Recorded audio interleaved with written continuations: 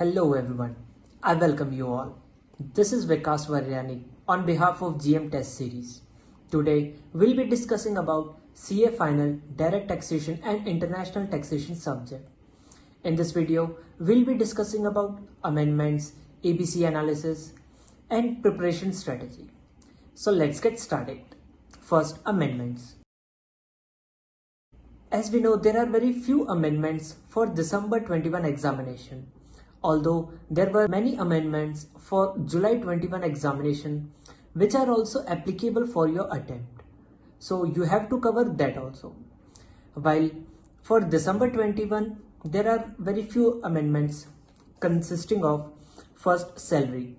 In salary there is an amendment that employer contribution to recognized provident fund or NPS or 80CCDs fund in excess of rupees 7,50,000 will going to be taxable in the hands of employee as perquisites, and any interest on such taxable perquisite will also going to be taxed in the hands of employee as perquisites. For this, ICAI has given a computation formula which you have to go through once. Then there is a small amendment in PGBP in which they have added one point with respect to revision of audit report in income tax. So it's a small amendment, you have to just look once. Then there is a amendment in section 285A which gives the reporting responsibilities on the banks and other institution just like SFT. So in this they have mentioned three another persons who have to give reporting to the income tax authorities. And then after there is a small amendment in transfer pricing which requires country by country reporting by the MNCs which were applicable earlier for the MNCs having turnover of rupees 5,500 crore or more. Now they have just increased the turnover limit to 6,400 crore. And there is a one last amendment of Aadhaar and PAN linking. They have extended the date to 30th June 2021.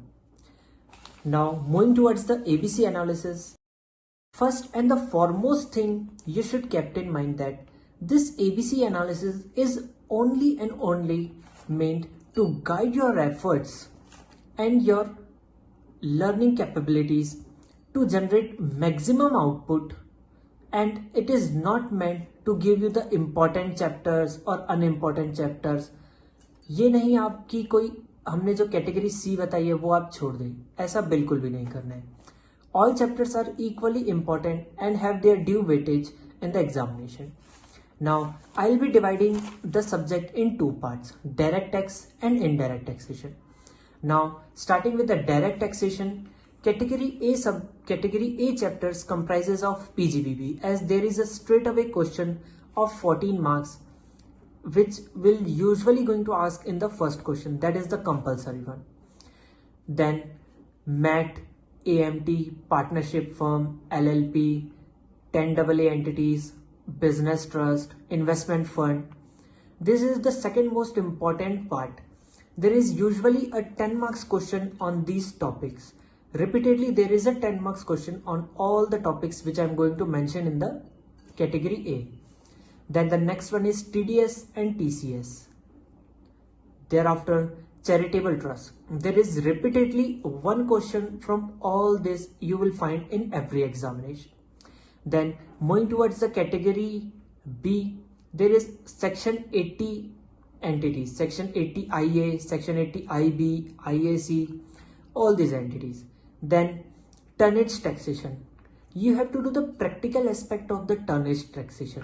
You have just go through with the theoretical part and give due wages to the practical aspect of tonnage taxation.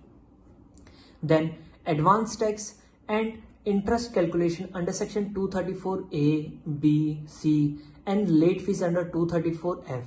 Thereafter assessment procedure part. In this you should go through with all this section in detail, as there could be more questions on this. Section 132, 139, 144, 147, 153A, 263, 264, search, seizure. These are the important area of the assessment procedure where there are repeatedly questions being asked from these areas. Then go through the capital gain, and for the capital gain especially you should go with the startup ESOP, as there is a small amendment in this for the July 21 examination. You should go through with this startup ESOP amendment. Then slump sale, buyback. Thereafter you should go through with the penalties given under section 270A. Now after all this moving towards the category C, we have AOP, BOI, cooperative society. Just go through the practical aspect of all this.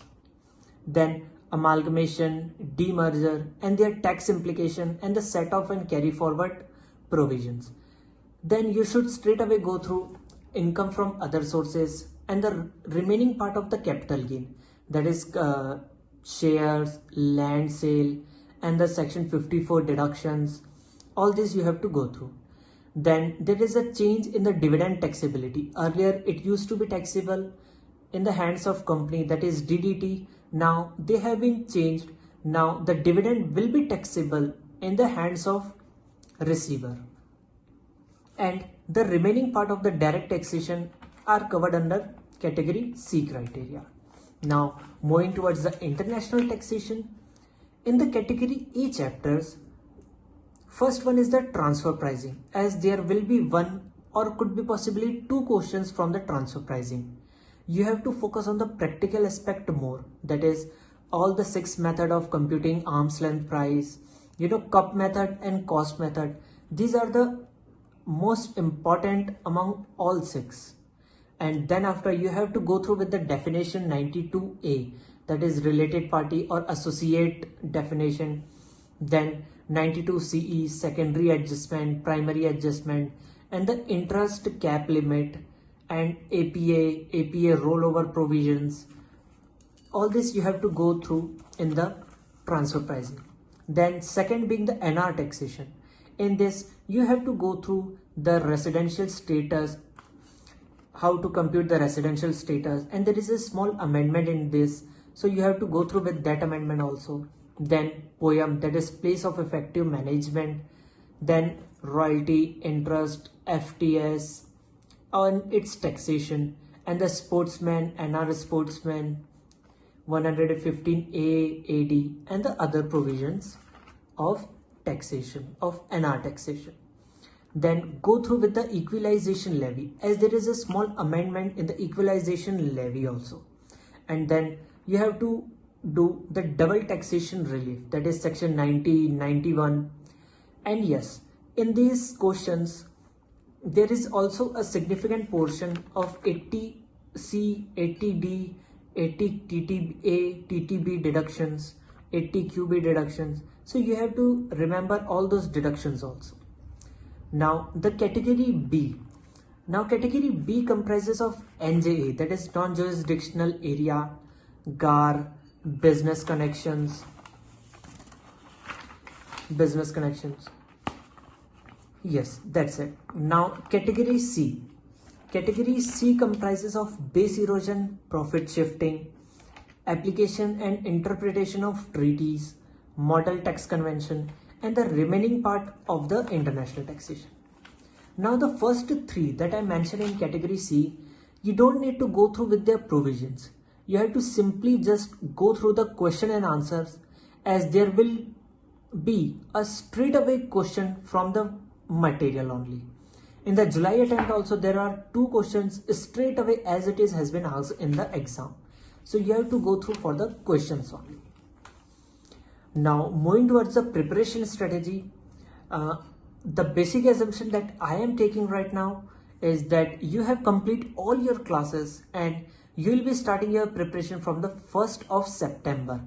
That is, you will left with 3 months, that is September, October and November.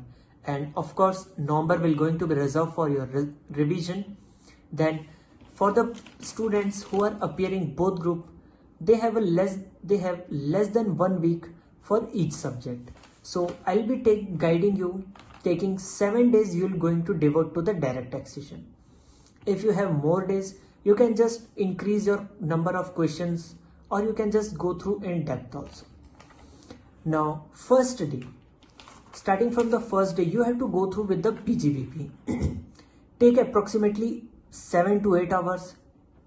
Go through with all the provisions of the PGBP and do at least 20 questions. And 2 questions should be your handwritten practice, as you will be writing in the exam. Then go through with the 10 AA entities and its computation, and then AMT. That's it for the first day. You will be covering approximately 20 marks, or you will be covering a significant portion of the direct taxation on first day. Second day, take 4-5 hours for TDS and TCS. Go through with the provisions, and yes, do look the questions and do analyze the questions, as your mind will be able to correlate with the other provisions also by seeing the questions. Then take 2-3 hours for the MAT, as MAT computation there could be a repeated question also, or could be a straight away question. Yes, focus on the IND-AS adjustments in the MAT. It comprises a little bit tricky part, but if you have gone through with the provisions well, then you will be able to tackle it. Then go through with the firm, LLP, and business trust and investment fund. All these things you have to cover in the second day. Now moving towards the third day, you have to complete the charitable trust, the practical aspect plus exit tax plus the theoretical aspect also, that is registration and the definitions part, as there could be chances they might ask the registration procedures, or there could be questions relating to the definition, as there is a small amendment in the registration part also. Then take 4-5 hours for the assessment, search, seizure, and the other related part of it. Then take 1 hour at least for the advanced tax and the interest calculation. Do the practical questions as much as possible. Then take up the 270A penalties section. After that, just do the tonnage taxation practical part only. Nothing much more than that. Specifically practical part you have to go through. Then in the fourth day, you should start with the capital gain, especially the IOS and the gift provision and its valuation part. Just go through with all these provisions. Then all the remaining chapters that have been left in the direct taxation, you have to cover all that in the fourth day. Now you're left with 3 days, out of which 2 days you will be devoting to the international taxation, and the 5th day you have to complete the NR taxation, double taxation relief, equalization levy, NJA, and the business connections. You have to complete all these aspects in the 5th day. Then going towards the 6th day, do the transfer pricing questions, especially the practical one. Prime focus should be on the practical questions of the transfer pricing.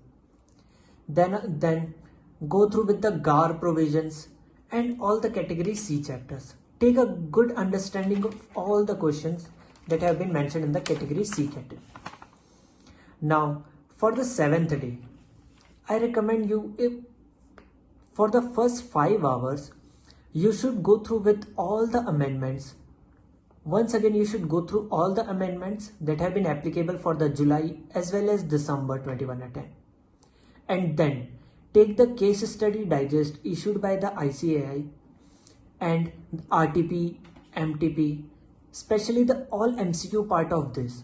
Just cover all the MCQ and just not simply take the right answer. You have to write the provisions on the left or right side of the question, so that you will be able to revise the entire subject, and you will be able to know that okay, which chapters or which provisions you are not able to recognize, और कौन सी चीज़ें आपसे छूट रही हैं, वो आपको बहुत अच्छे से पता चल जाएगी वो केस स्टडी डाइजेस्ट सॉल्व करते करते.